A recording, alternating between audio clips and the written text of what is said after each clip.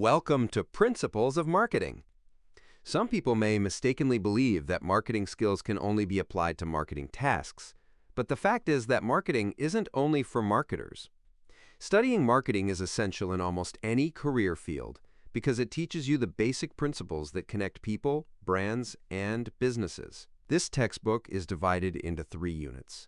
Unit 1, Setting the Stage. Unit 2, Understanding the Marketplace. Unit 3, Product, Promotion, Price, and Place.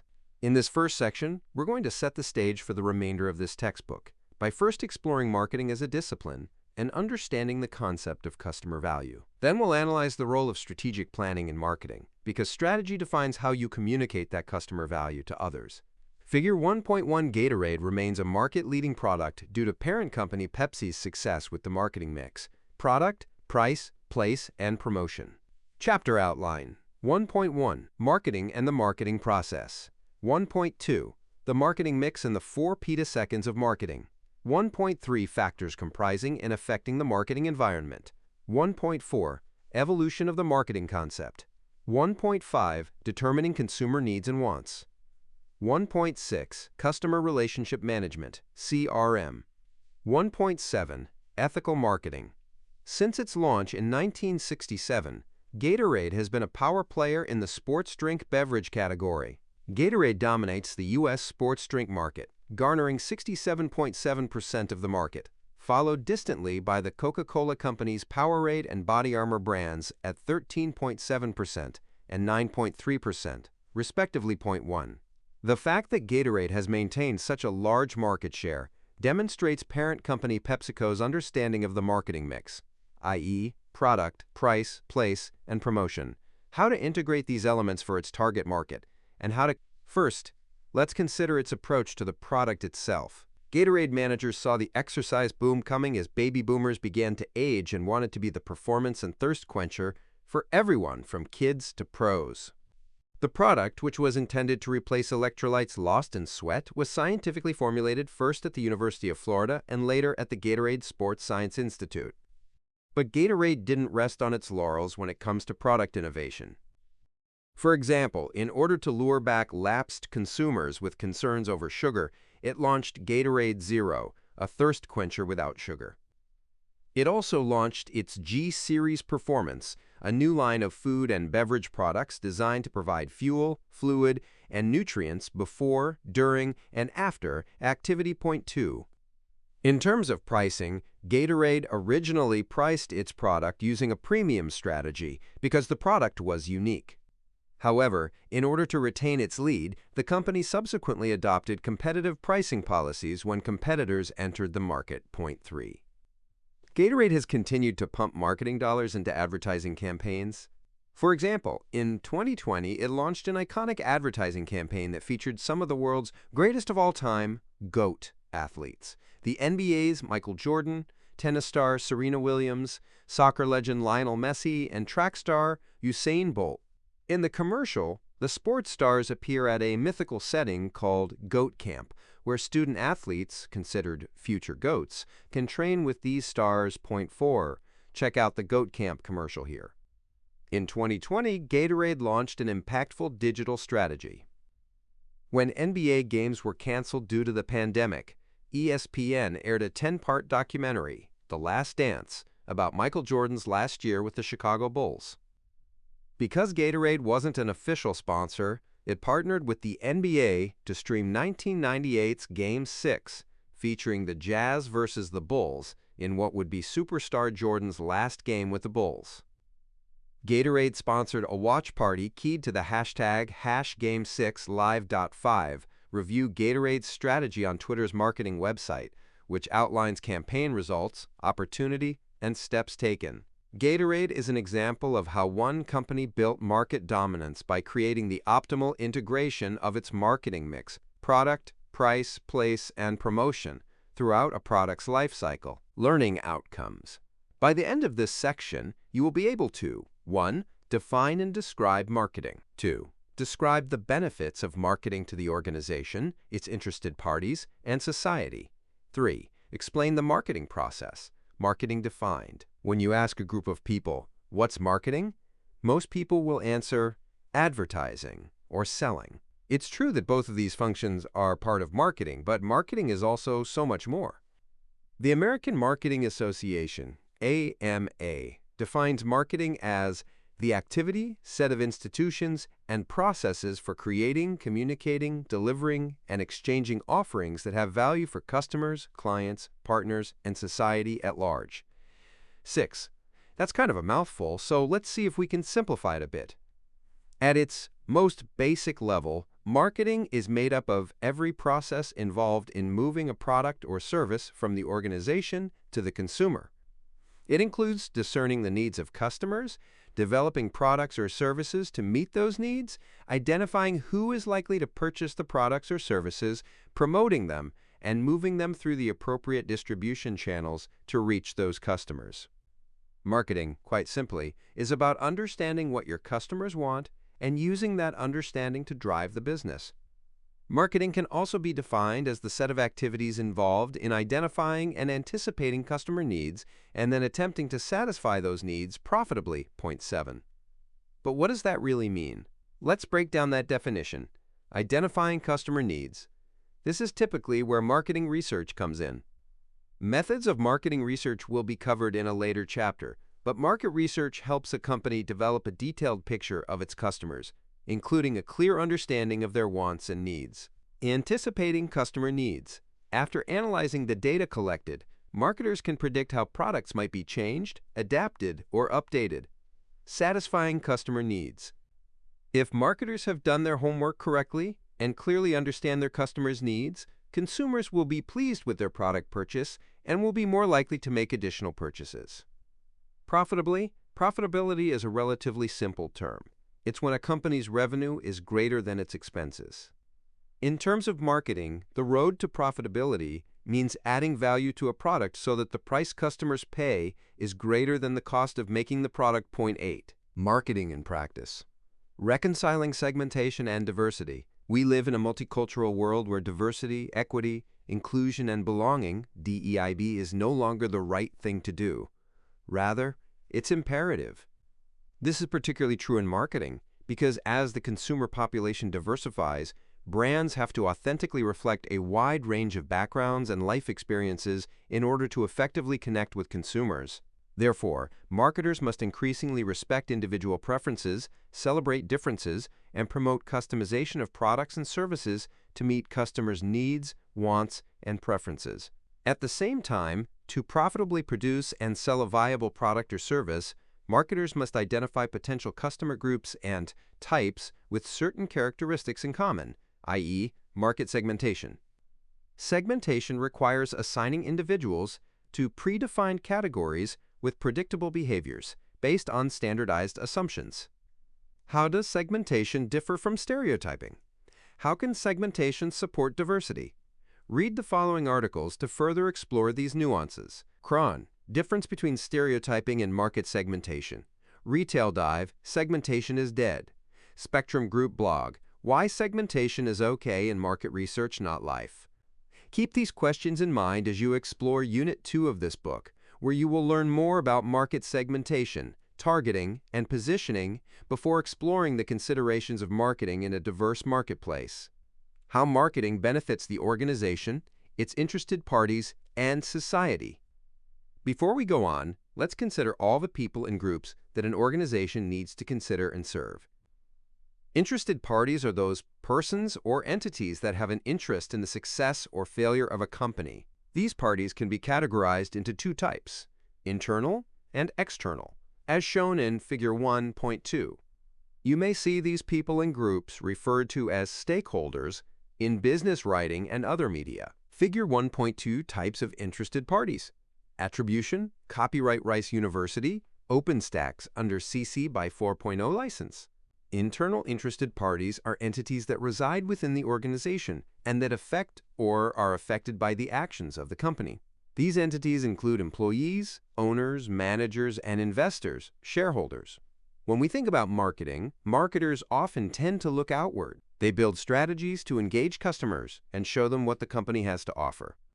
You might think that marketing would be primarily directed toward those outside the company, like customers, but marketing is also directed toward internal groups. Internal marketing involves promoting the objectives, products, and services of a company to its internal constituents, particularly employees. Point 9. Think about a recent interaction you have had with a business employee. It could be the server who took your order at lunch or the sales associate at a big box store who showed you the features of the new laptop you were looking to purchase. Which interactions left you with a positive experience? Chances are that your evaluation of the experience is based on the interaction you had with the server or sales associate. That's a function and benefit of good internal marketing, employees who are motivated and empowered to deliver a satisfying customer experience.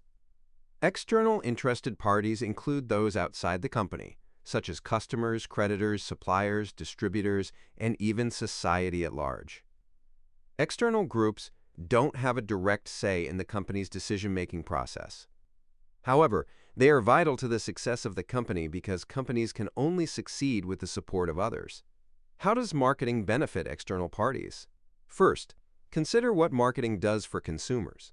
It draws out their needs, creates new demand, locates untapped opportunities, and determines the possibilities of selling new products. Second, marketing creates form, time, place, and possession utilities for the company's goods and services.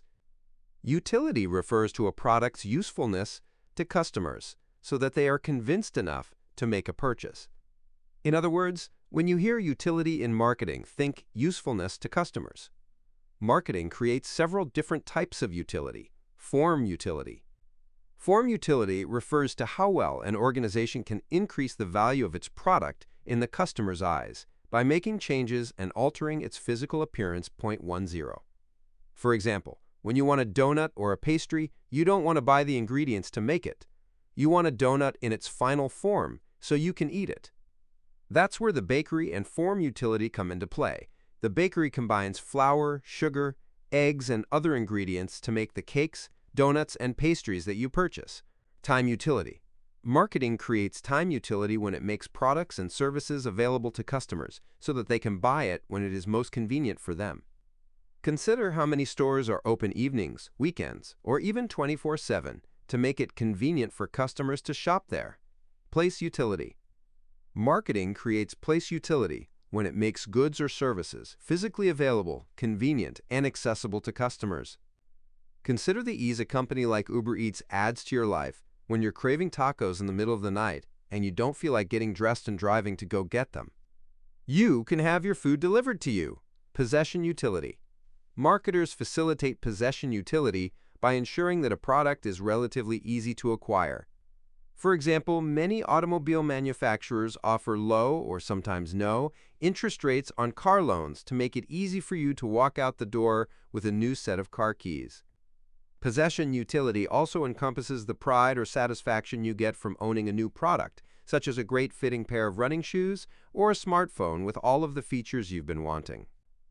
Marketing's primary benefit to society is that it drives the consumer economy. Marketing leads to increased sales and revenue for a business, which enables them to expand operations, create more internal jobs and external jobs for partners like suppliers. Marketing also contributes tax revenue to local, state, and federal governments, ultimately leading to overall economic growth. The marketing process defined. The marketing process refers to the series of steps that assist businesses in planning, analyzing, implementing, and adjusting their marketing strategy.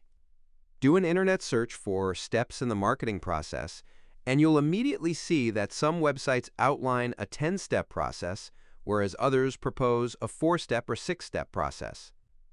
For our purposes, we're going to use a 5-step process. COC, steps in the marketing process. The 5-step process, see Figure 1.3, involves understanding the marketplace and customers, developing a marketing strategy, delivering value, growing customer relations, and capturing value from customers. Figure 1.3 steps in the marketing process. Attribution, copyright Rice University, OpenStax, under CC by 4.0 license. Step 1. Understand both the marketplace and customers. Before you can start the marketing process, you need to have a good idea of what your marketplace looks like.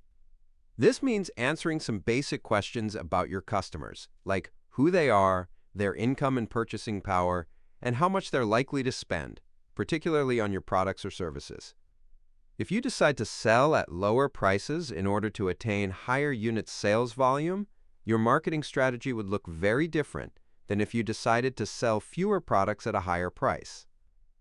Another way to approach this is to create separate brands and compete in both arenas. Consider Volkswagen. You might immediately think of the VW Beetle or the Jetta, but the company's brand portfolio extends beyond VW passenger cars and SUVs. It's also the parent company for Audi, Bentley, Lamborghini, Porsche, and others, and these vehicles sell at very different price points than VW passenger cars. Point 1-2. Step 2. Develop a customer-driven marketing strategy. Marketing strategy refers to a business's overall game plan to focus its limited resources in order to reach prospective customers and turn them into paying customers, hopefully for the long run. It's said that there are two basic types of marketing strategy: a product-driven, build it and they will come strategy, and a customer-driven strategy, in which you analyze prospective consumers and then, and only then, create something that they want or need. We're going to focus on the latter strategy. What happens in a customer-driven marketing strategy is that the company shifts the focus from the product or service itself to its users. Customers' needs are the central focus and the point of beginning, not an afterthought. Your primary goal in a customer-driven marketing strategy is to determine what users want and/or need and then satisfy those users. Instead of being product-centric, it's about being customer-centric and developing a mutually beneficial relationship with customers. Point 1-3. In a nutshell, it's about establishing a connection and a relationship. It's about understanding who your customers are, what their needs and wants are, and how you can best meet those needs and wants. It's about knowing your target market better than your competitors do and creating a strong value proposition for those users, a promise of value that communicates the benefits of your company's products or services. In short, it's what makes your product or service desirable to potential customers, helps them understand why they should buy it, how your company's product or service differs from those of its competitors, and how your offerings are superior to similar offerings from your competitors. 14. Step 3. Deliver high customer value. Customers have myriad buying options and alternatives today. Given that, how can a company attract and, even more importantly, retain its customers? The answer is relatively simple. You give them value for their money. By definition, customer value is the ratio between the perceived benefits and costs incurred by the customer in acquiring your products or services. The mathematical formula is simple. Value equals benefits price. V equals B/P. But value from the customer's perspective is a complex term because we're really considering 4 different values types. Functional value, what the product does for the customer in terms of solving a particular want or need. Monetary value, what the product actually costs relative to its perceived worth. Social value, how much owning the product allows the customer to connect with others. Psychological value, how much that product allows the customer to feel better. 15. Value is increased by boosting the benefits in the form of product, place, or promotion, or minimizing the price. Step 4. Grow profitable customer relations. The bottom line is that profitable customer relationships are the secret sauce of any business. This step in the marketing process is where marketers acquire, keep, and grow customer relationships. Successful marketers know that acquiring customers is one of the hardest, not to mention one of the most expensive, elements of marketing. However, when you know clearly who those potential customers are, you can more effectively determine how to reach them, thus maximizing your marketing dollars. It isn't enough to have a one-and-done sale. You want repeat buyers, so marketers need to remind customers about the company's products and/or services and how those products and services have met their needs and improved their lives, so they make repeat purchases.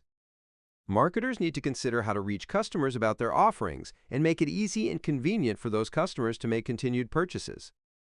When customers have a positive relationship with a company or its products or services, they're more likely to become repeat buyers.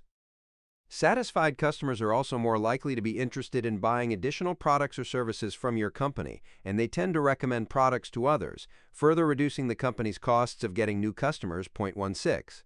Step 5. Capture customer value in the form of profits. The goal of successful customer relationship management, CRM, is creating high customer equity, the potential profits a company earns from its current and potential customers. It's a relatively simple concept. Increasing customer loyalty results in higher customer equity. Increasing customer equity is the goal of marketers because it's a bellwether for financial success. Think about it in simple terms. The higher a company's customer equity, the more profit the company generates, and the more valuable that company and its products or services becomes on the market. Point 17.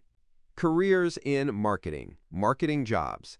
In every chapter of this book, you'll find this Careers in Marketing section. It's meant to outline various jobs so you can be well informed of all the things marketers do.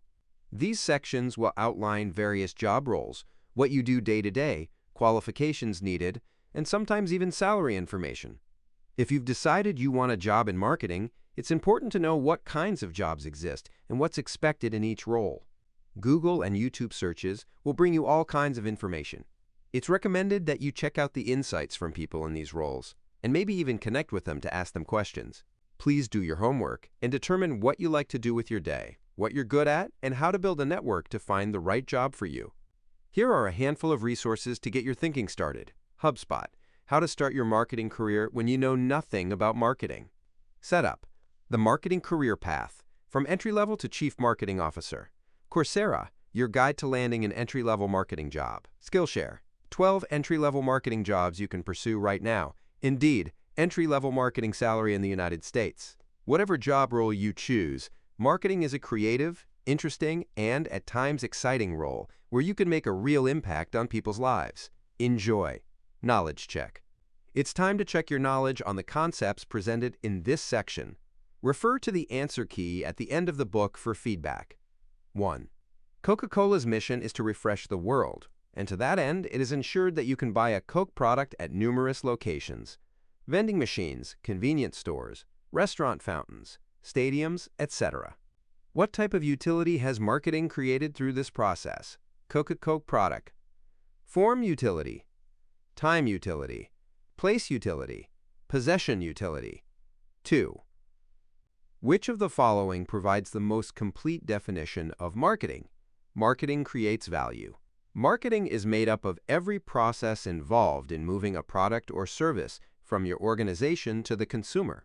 Marketing includes distribution decisions. Marketing is about building relationships. 3. Which of the following is not an external interested party? Employees, customers, suppliers, society. 4. The total potential profits a company earns from its current and potential customers is known as marketing, blank, customer equity, the value proposition, customer value, the marketing process. 5. At which step in the marketing process would the lifetime values to a company's customers be considered? POCLA. Developing a customer-driven marketing strategy, delivering high customer value, growing profitable customer relations, capturing value from customers, learning outcomes. By the end of this section, you will be able to 1. Define and describe the marketing mix. 2. List and explain the 4 petaseconds of marketing. Marketing mix defined. Having a great product or service is just the first step in establishing a successful business or building a successful brand. The best product or service in the world won't translate to profits unless people know about it. How do you reach customers and help them connect with your product? That's the role of the marketing mix. The marketing mix is commonly referred to as the tactics a company can use to promote its products or services in the market in order to influence consumers to buy. The marketing mix is also known as the 4 petaseconds: product, price, place, and promotion. See Figure 1.4. Let's look more closely. The product is the good or service that the company provides. The price is what the consumer pays in exchange for the product. The place is where the product is purchased. Letic. Promotion is comprised of advertising, sales, and other communication efforts the company utilizes to attract the customer. Figure 1.4, the marketing mix, and the 4 petaseconds of marketing. Attribution, copyright Rice University, OpenStax, under CC by 4.0 license. The 4 petaseconds of marketing. To this point, we've been talking marketing in somewhat of an abstract manner. Instead of continuing with a theoretical discussion of the marketing mix and the 4 petaseconds of marketing, we're going to approach these topics using an example of a product you probably already own, a backpack. Let's get started. Product. Remember, product refers to a good or service that a company offers to its customers. Let's consider a product that many of you likely own as a college student, a backpack. See Figure 1.5. Figure 1.5. Marketing analyzes customer product needs to determine new product models or features that customers would value, such as a padded computer sleeve and a backpack for students. Credit In-Case Backpacks by Alberto Zaveri / Flickr CCBY 2.0. In terms of the first of the 4 petaseconds, marketing analyzes the needs of consumers who buy backpacks and decides if they want more and/or different bags. For example, marketing will analyze what features consumers want in the bag. Do they want a water bottle pocket, padded shoulder straps, reflective tape, a padded laptop sleeve, or organizer pockets? Think about your own bag for a moment. Why did you buy this particular product? What features did it have that made it appealing to you? Armed with market research knowledge, marketing then attempts to predict what types of backpacks different consumers will want and which of these consumers they will try to satisfy. For example, are you selling bags to adults for their children's use? Are you selling them to young adults who might want more or different graphics on the bag? Are you selling to adults who will use these bags for work or for school? Marketing will then estimate how many of these consumers will purchase backpacks over the next several years and how many bags they'll likely purchase. Marketing will also estimate how many competitors will be producing backpacks, how many they'll produce, and what types. Price. Price is the amount consumers pay for a product or service. There's a delicate balance here. On one hand, marketers must link the price to the product's real or perceived benefits, while at the same time taking into consideration factors like production costs, seasonal and distributor discounts, and pricing product lines and different models within the line. Marketers attempt to estimate how much consumers are willing to pay for the backpack and, perhaps more importantly, if the company can make a profit selling at that price. Pricing products or services can be both an art and a science. In the case of our backpack example, the company wants to determine 2 things. What's the minimum price that the company can charge for the backpack and still make a profit?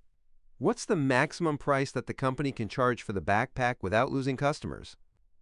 The correct answer usually lies somewhere in between those points on the price continuum. Promotion. Promotion includes advertising, public relations, and many other promotional strategies, including television and print advertisements, internet and social media advertising, and trade shows. A company's promotional efforts must increase awareness of the product and articulate the reasons why customers should purchase their product. Remember, the goal of any promotional activity is to reach the right consumers at the right time and the right place.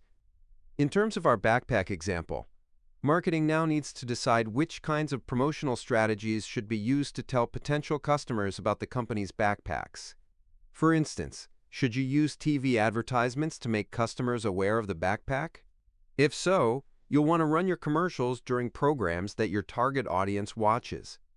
For example, if you're selling backpacks to children or trying to entice them to badger their parents to purchase them, children's cartoons may be the most cost-effective avenue to reach your target market. If your backpacks are designed for work or school, you'll likely decide to advertise on television programs that target younger adults. Link to Learning, Netflix, JanSport, and Stranger Things. A real-world promotional example is the recent brand partnership between Netflix and JanSport, the backpack company. These 2 companies collaborated on a Stranger Things branded backpack with the launch of the 4th season of Stranger Things in 2022. This collaboration created 5 Hawkins-inspired backpacks centered on various Stranger Things themes. Read more about this promotion and see the backpacks here. Perhaps you'll decide to run magazine print ads. If so, you'll need to decide in which magazines you'll place the ads. Most magazines have a very specific readership demographic consisting of factors such as age, gender, and interests. If you're going to advertise those backpacks with print ads, you'll want to leverage readership demographics to ensure that your message is being seen by the right consumers, those who are most likely to buy your backpacks. Point 18. What about internet advertising?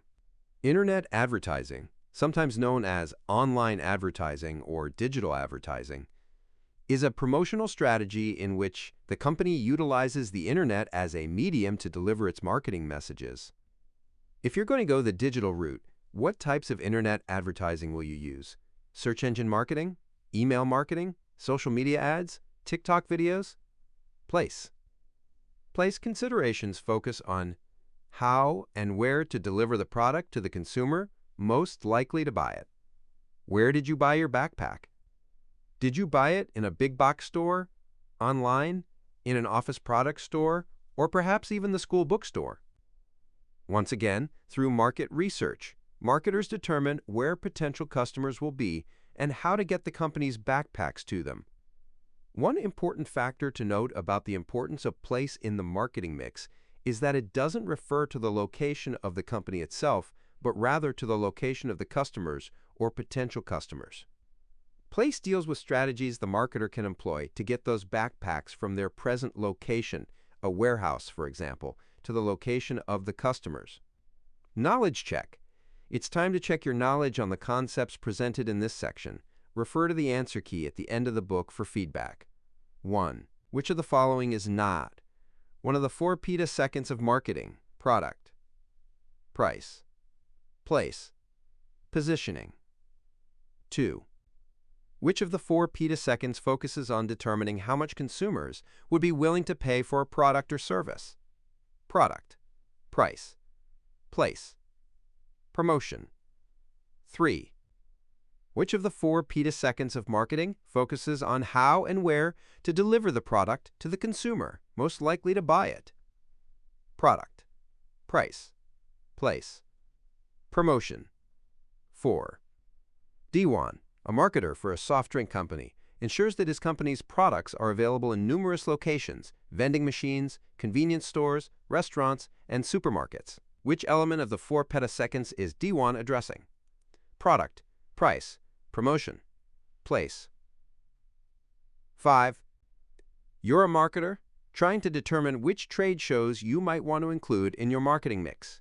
Which element of the marketing mix would address this concern? Product, price, place, promotion. Learning outcomes.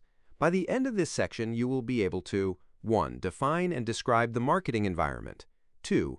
Explain the components of the marketing environment. 3. Identify and describe the internal factors of the marketing environment. 4. List and describe the components of the micro and macro environments. The marketing environment defined. Organizations don't operate in a vacuum. They're not self-contained, self-sufficient machines. Rather, they are complex systems that require interaction with facets of both their internal and external environments in order to survive and prosper. In this section, we're going to explore the internal and external factors that drive an organization's marketing activities. The marketing environment is comprised of both the external and internal factors and forces that influence an organization's decision regarding its marketing activities. Some of these factors, internal factors, are within the control of the organization. Other factors, external factors, are outside the control of the organization. We'll explore these in more depth below. To illustrate this concept of internal and external factors and forces, think about your body as an organization. Your body is composed of several internal organs and systems, like your heart, lungs, and digestive system. These organs and systems function both independently and yet interdependently to keep your body going. The same is true with a business. The systems of the business are the people and departments that make up the internal organization, such as marketing, accounting, human resources, etc. And just like the human body, these systems function independently and interdependently. At the same time, your body is exposed to external influences, like expectations from your family and friends, cultural or gender stereotypes, and family responsibilities that influence decision-making in either a positive or negative way. The same is true of the marketing activities of a business. They're influenced by factors both from the macro environment and the micro environment. Let's take a closer look at these factors. The components of the marketing environment. As we'll explore below, the internal environment is company-specific and includes the 5M framework and organizational culture. The external environment is subdivided into two components, the micro environment, or task environment, and the macro environment, or broad environment, as illustrated in Figure 1.6. Figure 1.6, the components of the marketing environment, attribution, copyright Rice University, OpenStax, under CC by 4.0 license. Components of the internal environment. The internal environment in marketing refers to those elements within the organization that define the atmosphere within the company's structure. These factors include what's known as the 5 megaseconds of marketing and organizational culture. The 5 megaseconds of marketing, sometimes also called the 5M framework, is a marketing/management model that defines the elements of a marketing strategy that must be addressed in order to be successful. The 5 elements, sometimes known as the organization's assets, include minds, minutes, machinery, materials, and money. 19. Let's take a closer look at each of these factors. Minds, staffing this M, might well be considered the most important factor because it's people who make sure the rest of the 5 megaseconds are utilized in a productive manner to achieve the goals of the organization. 20. Minutes, time. Time is another valuable asset. We've all heard the saying that time is money, and this is true within the marketing arena. For example, in formulating and implementing a new strategy, marketing needs to assess factors such as whether existing production processes are as efficient and effective as they can be, the length of time it takes the organization to introduce a new product to the market, and how responsive the organization is to competitive pressures. 21. Machinery, equipment. Machinery consists of the equipment and/or physical assets used to process materials into finished or semi-finished products. Materials, production. Materials consist of the inputs needed to produce goods and services. Money, finance. Perhaps second only to staffing, money is a very critical resource because it's used to acquire and/or hire other resources. Organizational culture is comprised of the shared values, attitudes, expectations, norms, and practices that guide the actions of all within the company. Think about organizational culture as the way we do things around here, and the culture can help or hinder an organization. For example, a good culture embodies positive traits that lead to improved performance and profit. On the other hand, a dysfunctional culture that's toxic and/or inefficient can hinder even the most successful organization. 22. For an example of a positive organizational culture, consider Zappos, where happiness is at the core. Founder Tony Hsieh wrote a book on the topic and has said, "We're willing to give up short-term profits or revenue growth to make sure we have the best culture." 23. Hsieh was not afraid to put his money where his mouth was either. In support of maintaining an outstanding company culture and a productive workforce, he instituted a policy that would pay new, unhappy employees $2,000 to quit following their 4-week training period. 24. By contrast, consider what a dysfunctional culture can do to an organization. During the summer of 2020, the Ellen DeGeneres Show was called out for having a toxic work environment. 11 employees spoke out publicly about the negative organizational culture. There were allegations of sexual misconduct, intimidation, and racism. 25.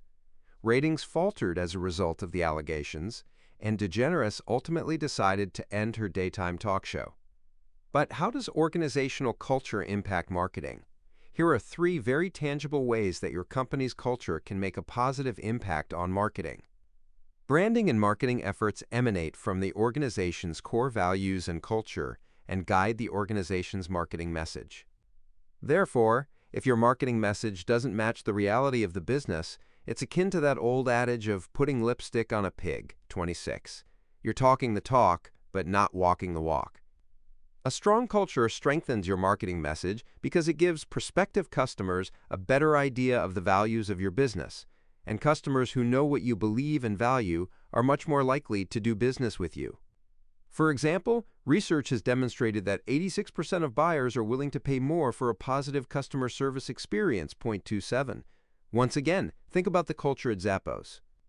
One of the ways in which the company has developed a strong following of loyal customers is through its policy that call center employees are empowered to do whatever it takes to make the customer happy. Call center employees don't use scripts for calls, and there are literally no time limits on calls, 0.28. A strong organizational culture is also key in attracting and retaining employees. In his quest for a happier, more positive work environment, he implemented several policies at Zappos that he felt contributed to this environment, including a relaxed dress code, discounted food and drink, relaxation areas, and more.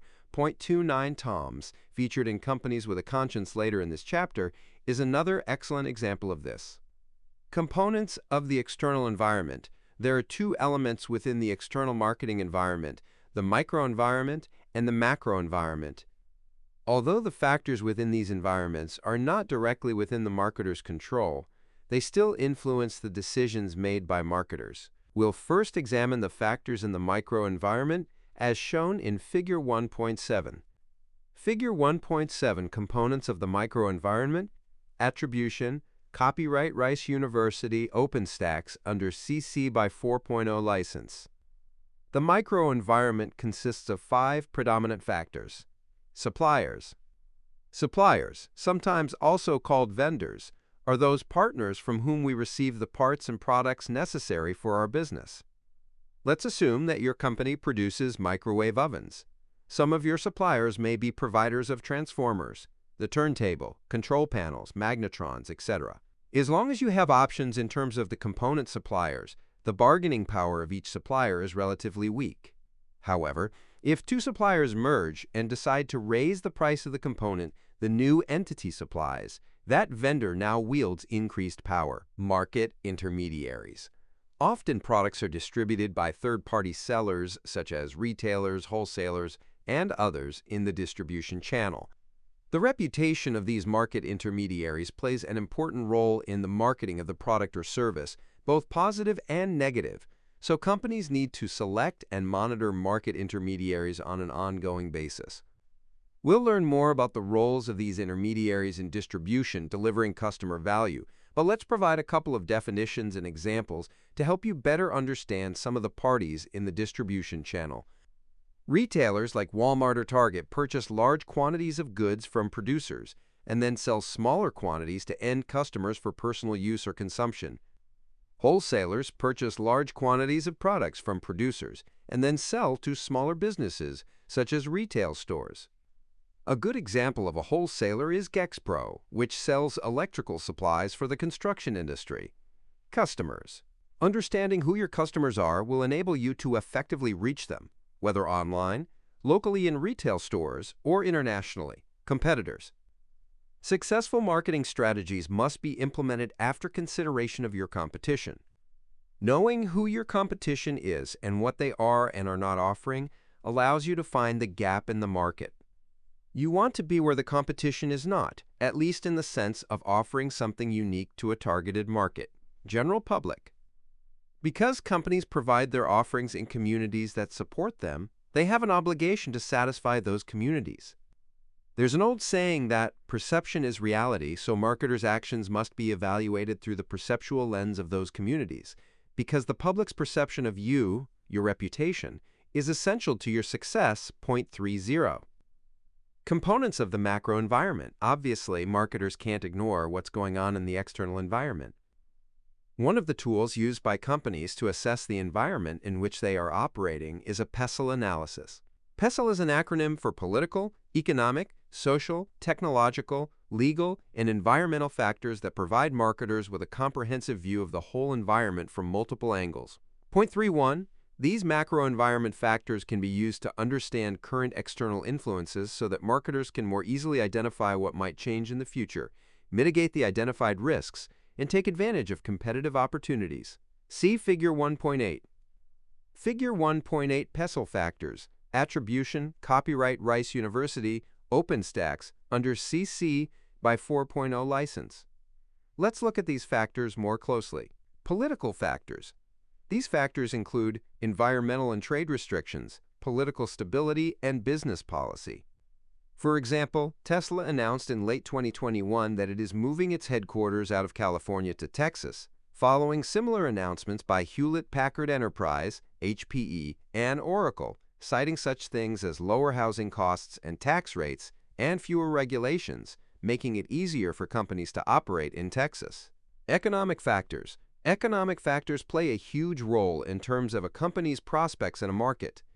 For example, economic factors affect pricing and can even influence the supply/demand curve for a product or service. For example, high inflation causes consumers to have less spending power, which translates into lower sales and revenue. In 2022, consumers experienced both product shortages and higher prices, blamed largely on COVID-19, Russia's war on Ukraine, and the availability of certain commodities, such as corn, sunflower oil, and wheat.32. Social factors. Social factors take in a wide swath of elements, such as cultural norms and expectations, health consciousness, population growth/decline, the age distribution of a population, and even career attitudes. Let's take one of these factors, age distribution, and examine how it impacts marketing. Baby boomers, born between 1946 and 1964, comprise approximately a quarter of the U.S. population. It's largely as a result of this group's aging and retirement that active adult communities such as Del Webb and others have sprung up across the nation. 33. Technological factors. These factors encompass the innovations and developments in technology that impact an organization's operations, as well as the rate of technological change. For example, look at one simple technological change, with which we've all become comfortable in the public arena over the past decade or so: free Wi-Fi. Starbucks was able to take advantage of this change and reposition its coffee houses and differentiate itself from competitors by offering free Wi-Fi. Legal factors. These factors include changes to legislation impacting employment, industry regulation, licenses and permits, and intellectual property. Environmental factors. In the context of a PESTLE analysis, environmental factors refer to variables affecting the physical environment, like climate change, pollution, the scarcity of raw materials, and the growing concern over companies' carbon footprints. Knowledge check. It's time to check your knowledge on the concepts presented in this section. Refer to the answer key at the end of the book for feedback. 1. The extent to which the supply chain adds value to our marketing strategy is best addressed by our evaluation of which of the 5 megaseconds: materials, money, machinery, minutes. 2. Blank consist of third-party sellers such as retailers, wholesalers, and other resellers in the distribution channel, suppliers, market intermediaries, partners, customers. 3. If you wanted to fill a gap in the marketplace, you would have to carefully consider blank to see what is already available on the market: the competition, the customers, the public, the resellers. 4. Which of the domains of the macro environment are most likely to be responsible for cutting-edge innovations? Economic, technological, political and legal, social and cultural. 5. You want to target a market more narrowly than simply using demographic data. You are also considering segmenting on people's attitudes and interests. Which domain of the macro environment is most likely to be a relevant data source for your decision-making? Economic factors, natural factors, political and legal factors, social factors, learning outcomes. By the end of this section, you will be able to 1. Describe the production concept. 2. Define the product concept. 3. Discuss the selling concept. 4. Explain the marketing concept. 5. Summarize the societal marketing concept and its features. The evolution of marketing. So now you've gotten the bird's-eye view of marketing as a practice, and you now know what marketing is. However, let's take a trip back through time to look at the evolution of marketing practices and how many of today's marketing strategies came to be. As you can see from Figure 1.9, and to use an old TV commercial tagline, you've come a long way, baby. Figure 1.9, Evolution of Marketing. Attribution, Copyright Rice University, OpenStax under CC by 4.0 license. The production concept. In order to understand the production concept, it's important first to understand the history of technology and mass production. Spurred on by the use of steam power, the Industrial Revolution began in the United States by the middle of the 19th century.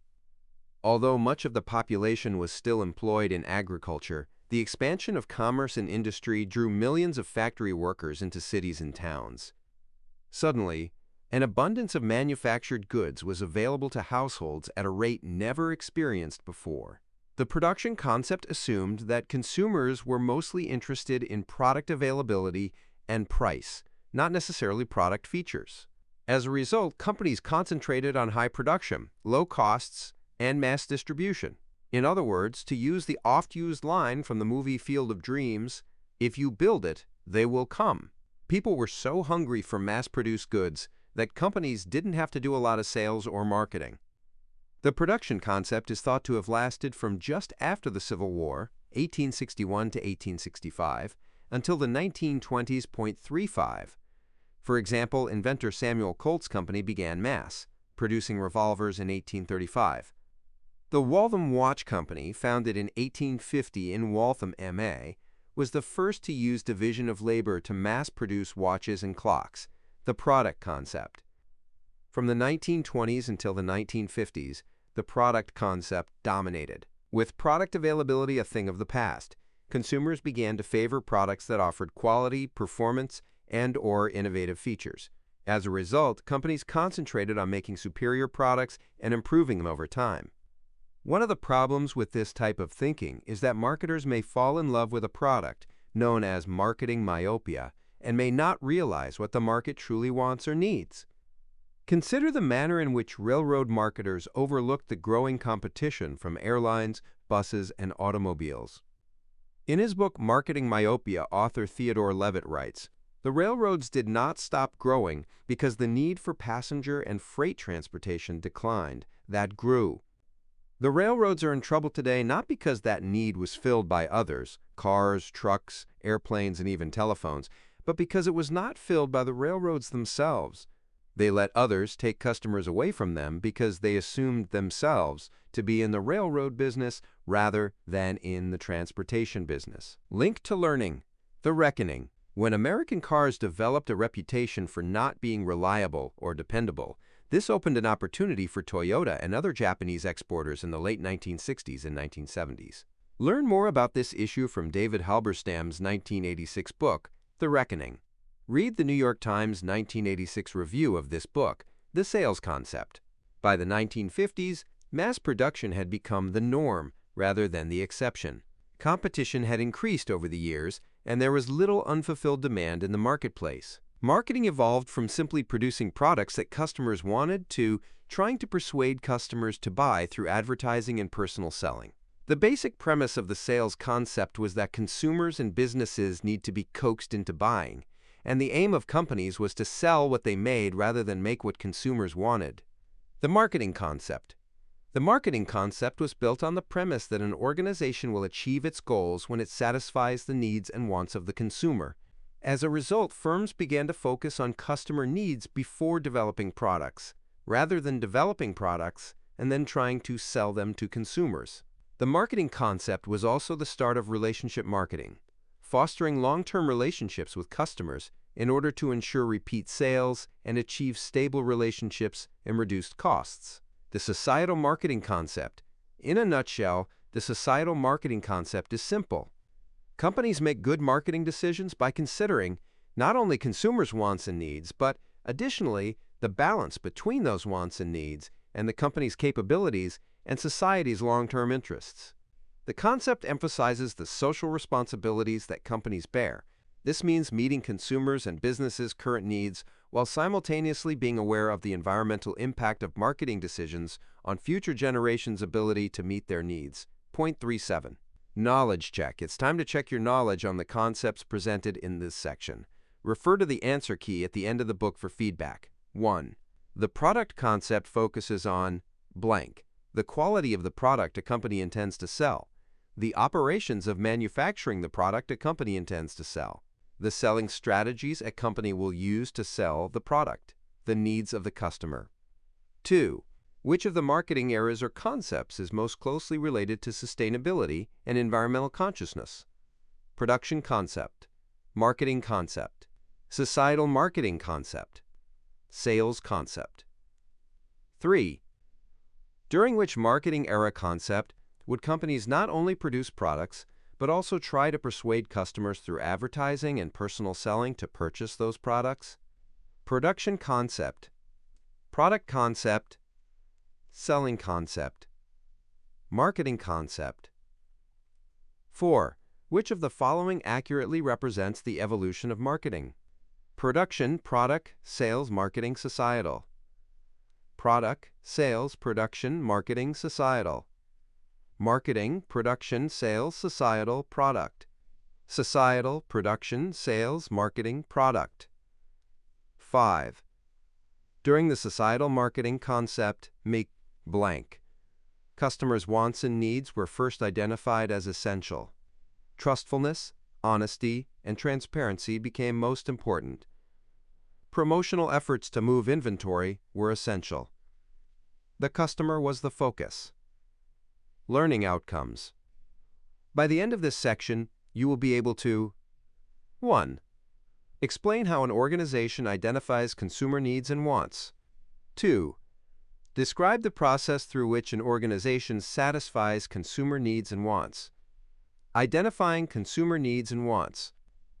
We have repeatedly mentioned satisfying customer needs, but understanding those needs and/or wants isn't always as simple as it sounds. For example, some customers have needs of which they're not fully aware. Others can't articulate their needs, or the words require some degree of interpretation. Consider this. What does it mean when a customer asks for a restful hotel, an attractive bathing suit, or a powerful lawnmower? Let's consider an example to illustrate this concept. A customer comes into your car dealership and indicates that she wants to purchase an inexpensive hybrid vehicle. That description is broad and subject to interpretation, so it's essential that the marketer probe further because there are really 5 types of customers' needs 38. Stated needs. Stated needs are those that are clearly specified by the customer. It's what the customer requests. For example, you go into a big box store such as Best Buy and tell the sales associate that you need a new phone. Real needs. Real needs are one level above stated needs. They are more specific and define the parameters that are immediate to defining and fulfilling the need.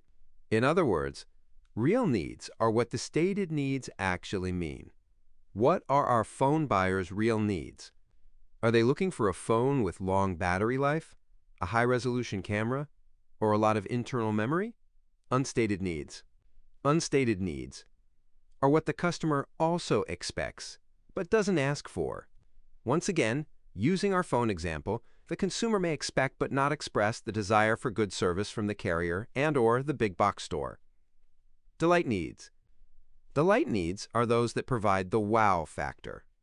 These needs, like unstated needs, can make some products more desirable than others if they meet those needs. Going back to our phone example, delight needs can be something like a phone case or other promotional gift. Secret needs. Secret needs are those that a customer may not state or realize, but can be one of the main reasons for choosing a particular product to fulfill the basic stated need. Do customers want a new cell phone as a status symbol but won't admit that status is important to them?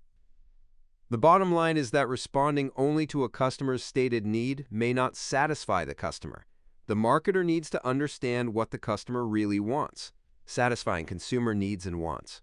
You may be asking yourself at this point, does marketing satisfy needs or does it create needs?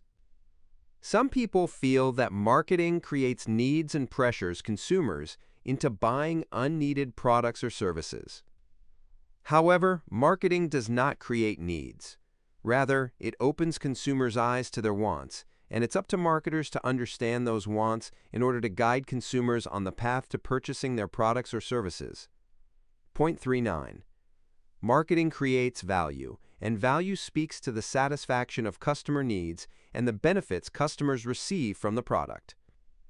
It's the customer, however, who ultimately determines how well the product fulfills their needs and how much value the product creates. The challenge for the marketing team is to succinctly and compellingly articulate a value proposition that speaks directly to the benefits your product or service delivers. The value proposition. A value proposition identifies the quantifiable benefits that customers can expect when they choose to purchase your company's product or service. A value proposition is, in effect, a promise from the company to the customer, and it can serve as a competitive differentiator to motivate customers to purchase your company's products or services. In other words, your value proposition should bring together in a brief, concise statement what your customer wants and/or needs and how your product or service will meet those wants and needs better than your competitors. 0.40. That's a bit abstract, so we thought we'd include a few examples of some good value propositions. Bill Reagan Roofing. Let us take the stress of roof repairs or a roof replacement off your shoulders. 41. Applied Educational Systems, AES. Spend your time connecting with students, not planning and grading. 42. DuckDuckGo. Tired of being tracked online? We can help. 43. HelloFresh. Take the stress out of mealtime. 44. The exchange process. Marketing facilitates what is known as the exchange process, the act of obtaining a desired product or service from an individual or business by providing in return something of value, as illustrated in Figure 1.10. Figure 1.10, the exchange process. Attribution copyright Rice University OpenStax under CC by 4.0 license. The buyer or customer initiates the exchange process. The buyer, who has a want or need, is the individual or business who is willing to pay money or provide other personal resources to satisfy this need or want. Let's simplify that definition with an example. When lunchtime rolls around and you're on campus or at your job, you're hungry. You have a need for food and drink. You go to the dining hall or a nearby restaurant to order lunch, and you're willing to pay money in exchange for your meal.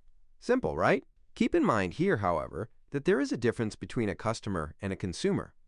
The customer is the individual or business that purchases the product or service.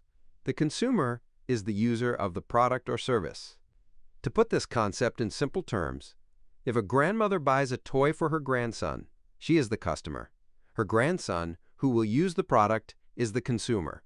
In the case of going out for lunch, you're both the customer and the consumer. The desired object is the product or service itself. It may be a physical good, service, or experience that consumers expect will satisfy their wants and/or needs. Let's go back to our lunch example. The desired object is the meal. The seller is the individual or organization that supplies the needs-satisfying product, service, or experience. Once again, in the lunch example, the seller would be the dining hall or the restaurant. Inherent in the exchange process is what's known as value, the benefit to the customer or consumer relative to the cost in the exchange. In other words, value is the monetary worth of the benefits the customer receives in exchange for the product or service. Let's go back to our backpack example a few sections ago. You may really want that backpack because it keeps your stuff organized and it's lightweight, the benefits. But if the cost is too high, either in terms of the monetary cost or the time you'd have to spend going to the store to buy it, that backpack won't have value for you. No sale. Knowledge check. It's time to check your knowledge on the concepts presented in this section. Refer to the answer key at the end of the book for feedback. 1.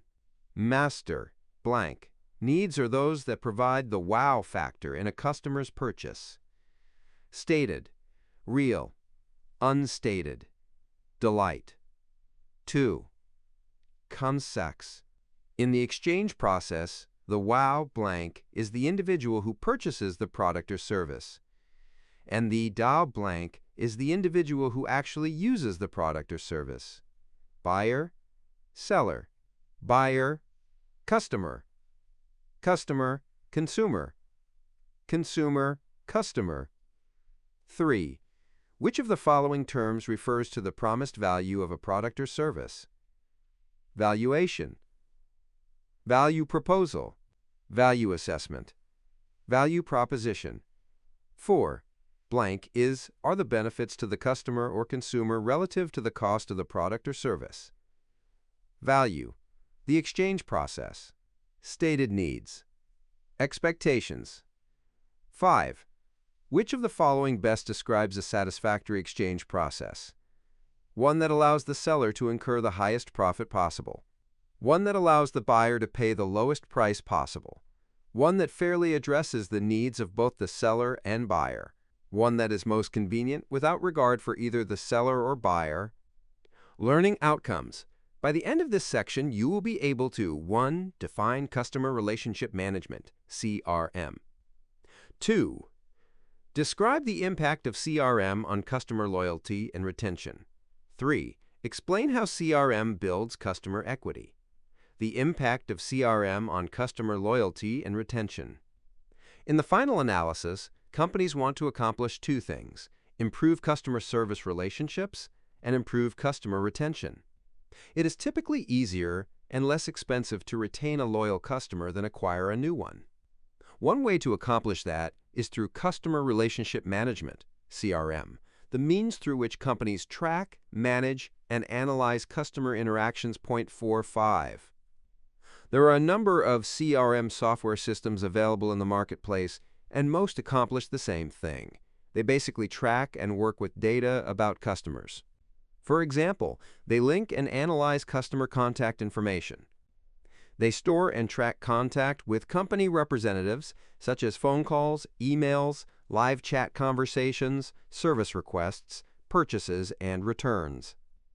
One good example of CRM software is Salesforce, which is the market leader for CRM software in North America, Western Europe, Latin America, and the Asia-Pacific region. 46.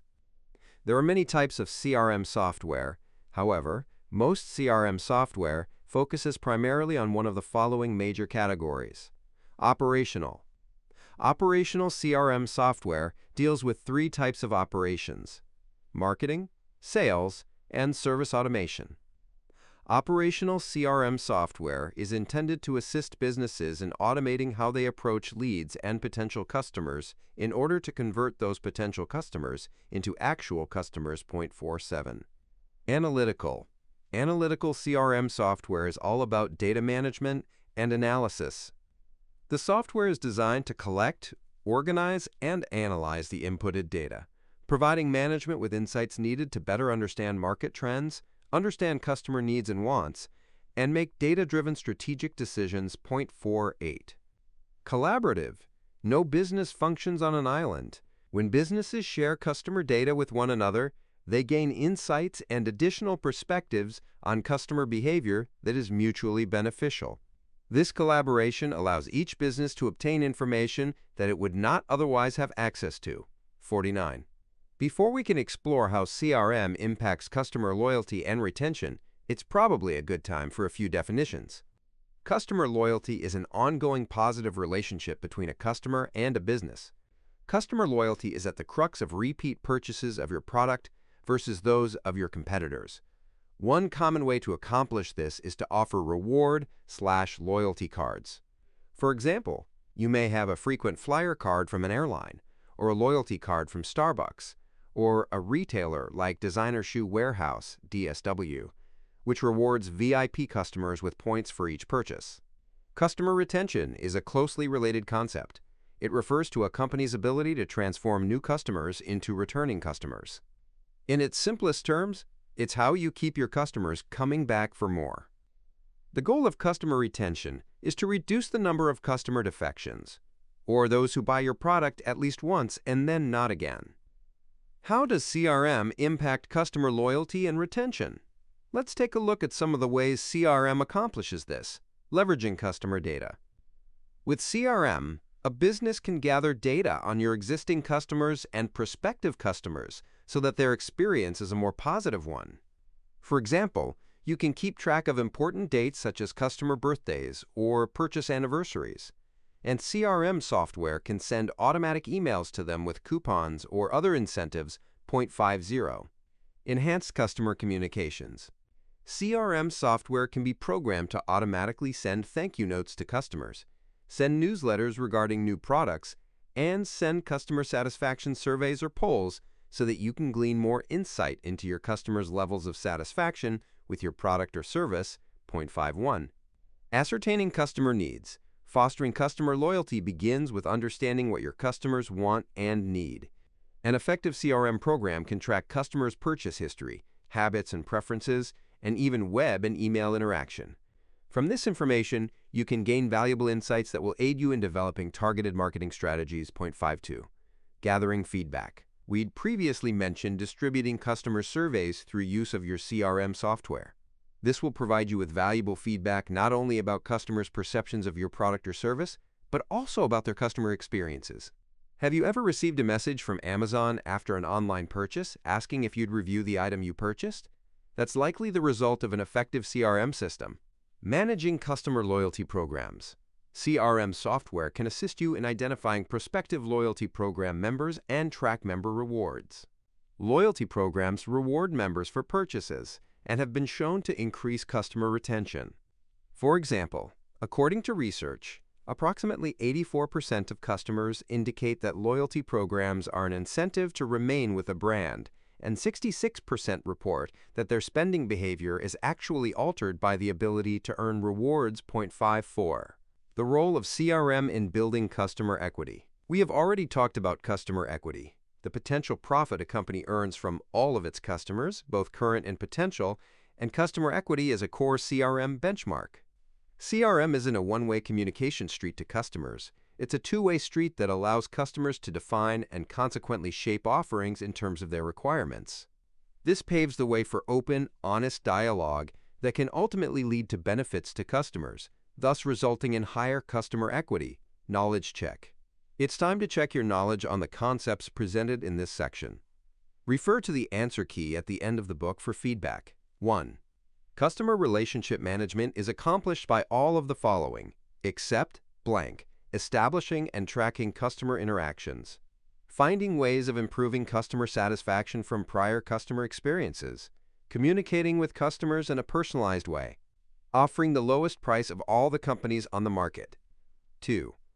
What do you call the process of managing customer information in order to maximize brand loyalty? Marketing, customer relationship management, consumer retention management, branding. 3. An ongoing positive relationship between a customer and a business is known as lodge blank, customer equity, customer loyalty, customer retention, customer lifetime value, CLV. 4. Which type of customer relationship management, CRM system, would pool data from outside companies and organizations in order to create even better experiences for their customers? Customer loyalty programs, operational CRM, analytical CRM, collaborative CRM. A program that offers discounts and special incentives designed to attract and retain customers is called a blank customer loyalty program. Sweepstakes, discount plan, CRM software. Learning outcomes. By the end of this section, you will be able to 1. Define ethical marketing. 2. Describe the importance of ethical marketing. 3. Explain the do's and don'ts of ethical marketing. Ethical marketing defined. As the term suggests, ethical marketing involves companies not only trying to market their products and services, but considering how society will benefit from the introduction of those offerings. It's not so much a practice as it is a philosophy that tries to promote fairness, honesty, and a sense of responsibility in all of the marketing done by the company. What are the principles of ethical marketing? According to La Paz Digital, a digital marketing agency based in Delhi, India, some of those principles include the following. All marketing should be true. The privacy of the end user is most important.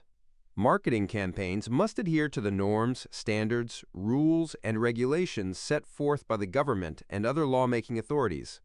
Marketing professionals must be transparent about what they are trying to convey and whom they are approaching to convey the same. 0.55. The importance of ethical marketing.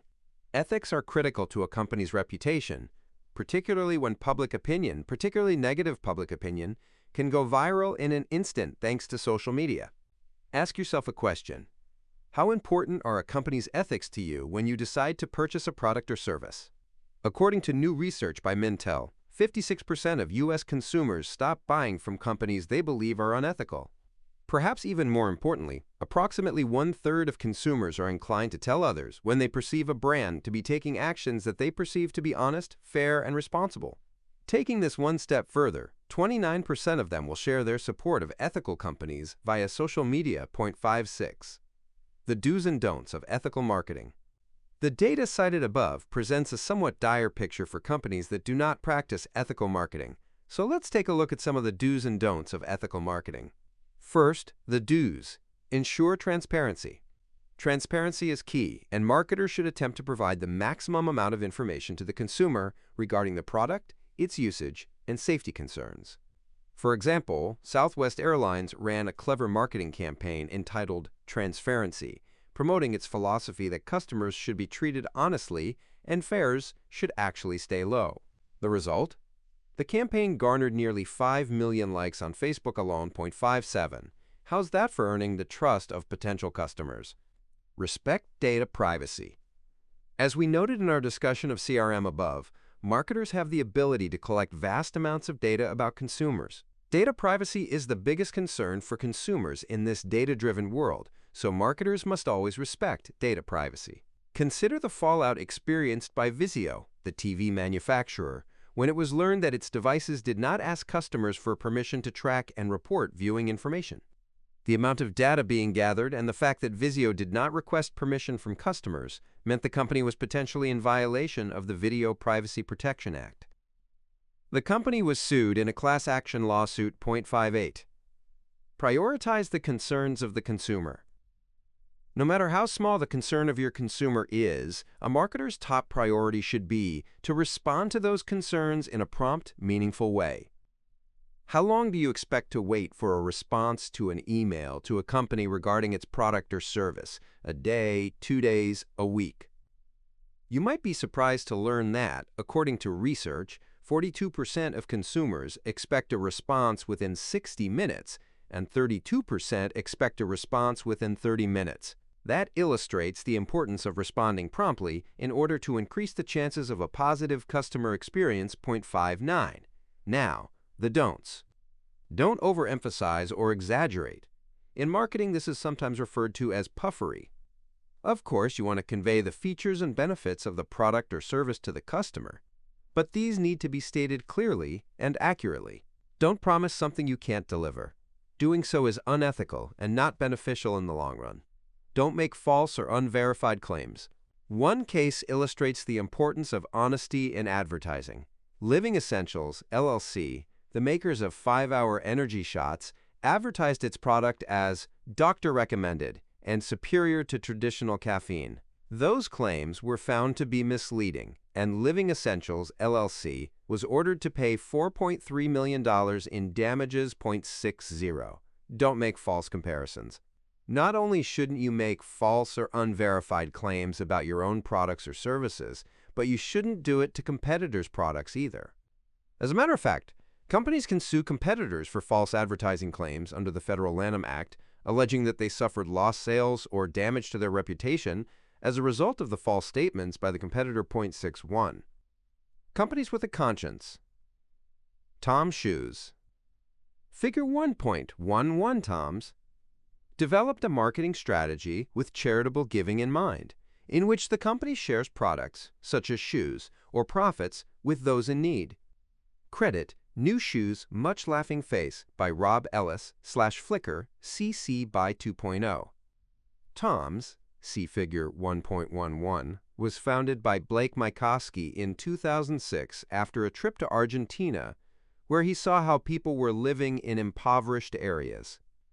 Mycoskie decided to establish his company with giving in mind. He introduced what he calls the one-for-one concept. For every pair of Tom's shoes sold, the company donates another pair to a child in need. In a recent impact report, Tom's reported it had provided more than 95 million pairs of shoes to children in 82 countries. 62. Emboldened by the success of the one-for-one concept, Mycoskie later expanded the model. For example, in 2011, the company introduced a line of eyewear and decided to use the same philanthropic principle but this time with a bit of a twist. Instead of donating glasses, Tom's donated a portion of the profits from each sale to save or restore the eyesight of those living in developing countries. To give you an idea of the success of this program, the company's website indicates that Tom's Eyewear has helped restore sight to more than 780,000 people.